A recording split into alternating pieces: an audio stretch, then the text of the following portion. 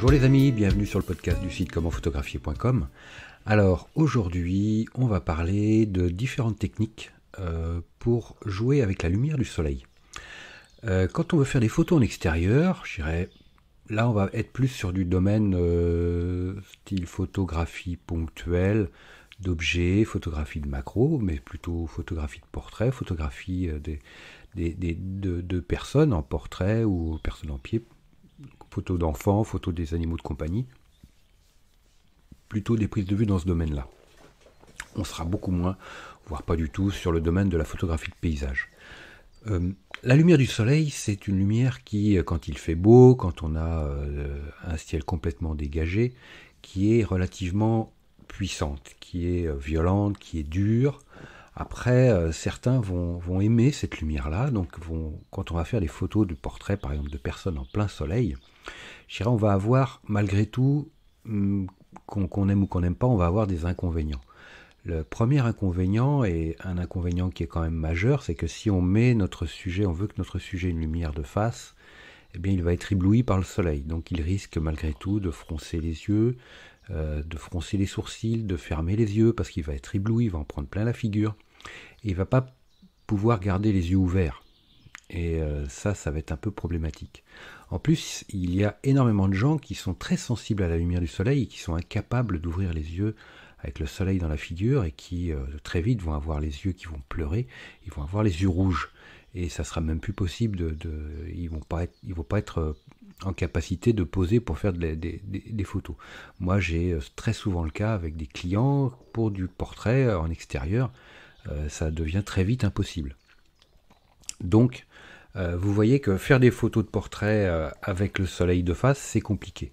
Donc, dans ces cas-là, si vous avez des personnes qui sont très sensibles à la lumière du soleil, il va falloir masquer autant que faire se peut la lumière du soleil, tout en gardant quand même de belles conditions de lumière et avoir quelque chose de qualitatif.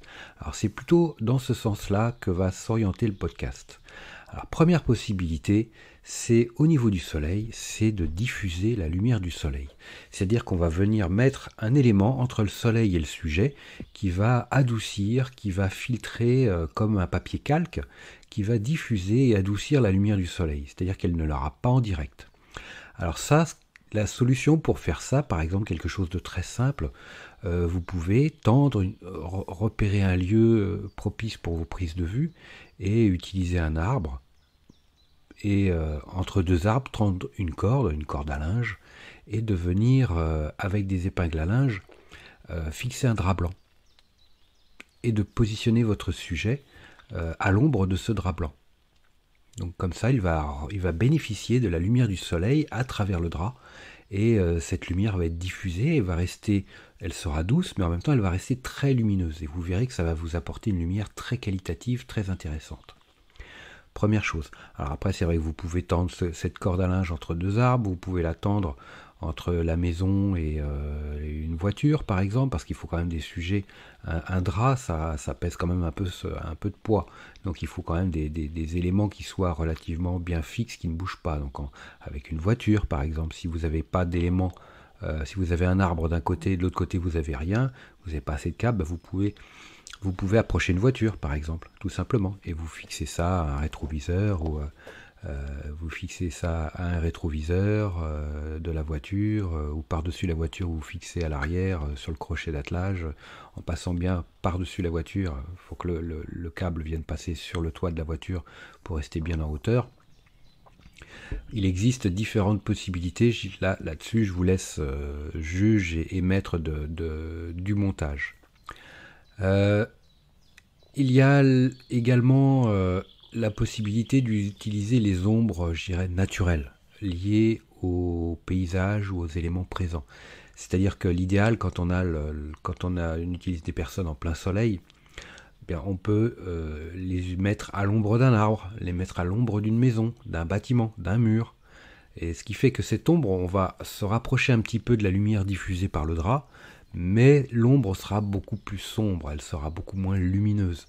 Et si la personne est hypersensible à la lumière, au niveau des yeux, c'est vrai que derrière le drap, la lumière diffusée du soleil restera quand même assez forte pour eux. Alors que là, si vous le mettez à l'ombre d'un arbre, sous un arbre, ou à l'ombre d'un mur, à l'ombre d'une maison, eh bien là, il va être beaucoup plus à l'aise, parce qu'il aura un environnement beaucoup plus protégé au niveau de la lumière. Et vous, à l'ombre d'un arbre ou d'un mur, ça vous donne de toute façon une lumière pareille, très douce, et très intéressante, et très riche, très esthétique sur un personnage.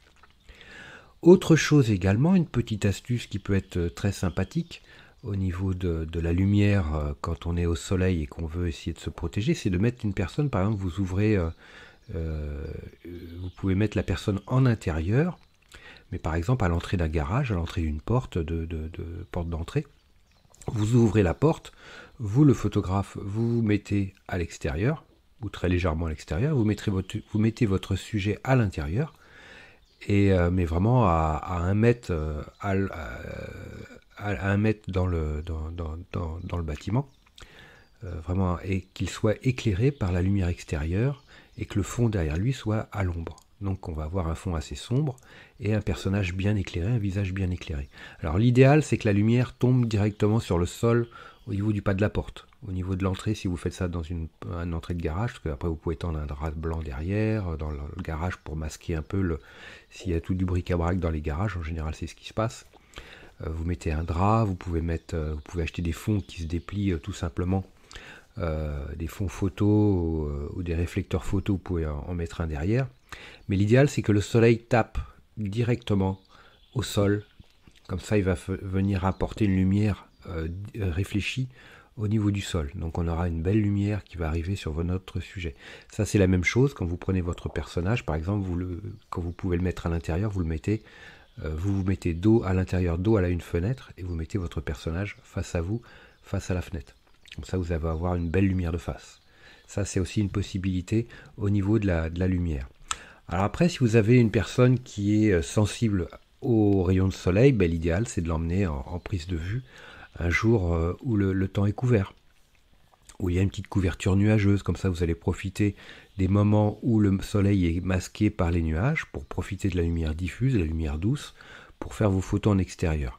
Après, bon, ben, les jours où le ciel est couvert, le ciel est gris, je vous cache pas que c'est pas forcément les meilleures conditions de lumière que j'affectionne pour faire des prises de vue en extérieur, parce que je trouve ça quand même assez mou et assez triste. Donc moi je vous dirais oui, mais je rajouterais un mais. Je préfère faire mes photos un jour de plein soleil, et puis de profiter des zones d'ombre, jouer avec les ombres, jouer avec la lumière diffusée, parce que c'est beaucoup plus lumineux, c'est beaucoup plus gai qu'un ciel gris où on est quand même relativement bleu.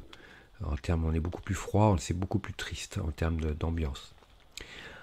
Autre possibilité, les amis, c'est d'utiliser le soleil quand il est dans sa phase de coucher ou de lever. L'heure d'or, l'heure dorée par exemple, la golden hour, là c'est une période qui peut être intéressante. Par contre, on peut éventuellement avoir le soleil en direct.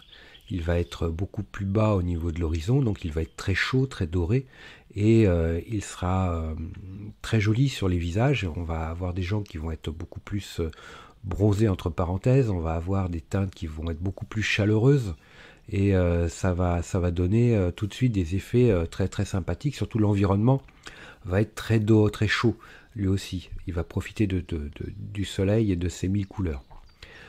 Une période que l'on utilise très peu mais qui est extraordinaire pour sa lumière, c'est quand le soleil vient juste de se coucher, quand il n'est plus là, mais par contre qu'il éclaire encore le ciel, on va dire, la voûte céleste, quand il est juste passé derrière l'horizon. Là, c'est un moment, on a 10 minutes, un quart d'heure de lumière qui va être génial. Vraiment, je vous encourage à essayer ça sur une plage, par exemple, parce qu'on a l'horizon qui est bien dégagé. Donc la lumière, les derniers rayons de lumière réfléchis sur le ciel par le soleil vont être propices. Par contre, c'est vrai que là, le photographe, il faut qu'on se mette dos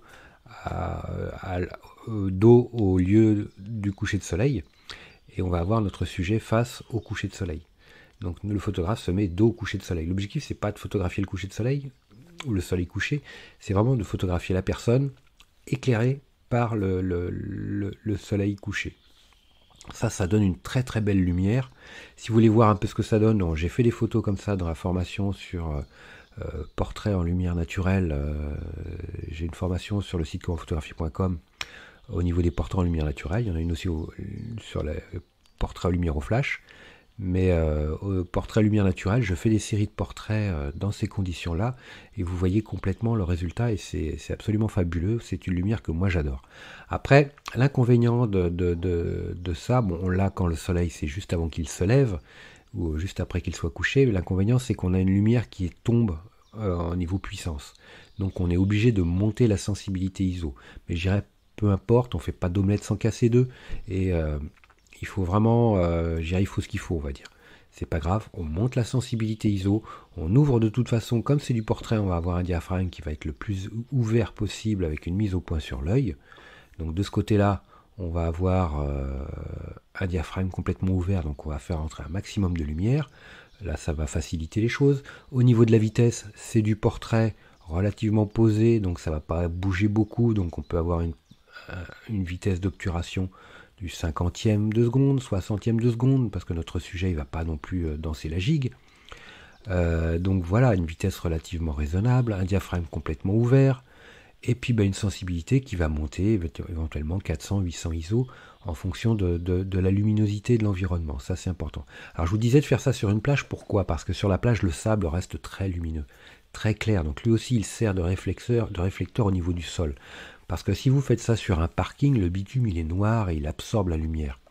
Si vous faites ça sur de la pelouse, c'est pareil. La pelouse c'est vert, le vert absorbe énormément la lumière. Et si ça réfléchit, ça va réfléchir du vert, donc c'est pas top au niveau du visage. Donc c'est pareil. Un parking, on va faire des ombres, ça va absorber beaucoup de lumière. Donc c'est pour ça qu'une plage c'est l'idéal. Alors si vous n'avez pas de plage, les amis, je sais pertinemment qu'il y a parmi vous, il y en a certains qui habitent dans des zones où la mer est relativement loin.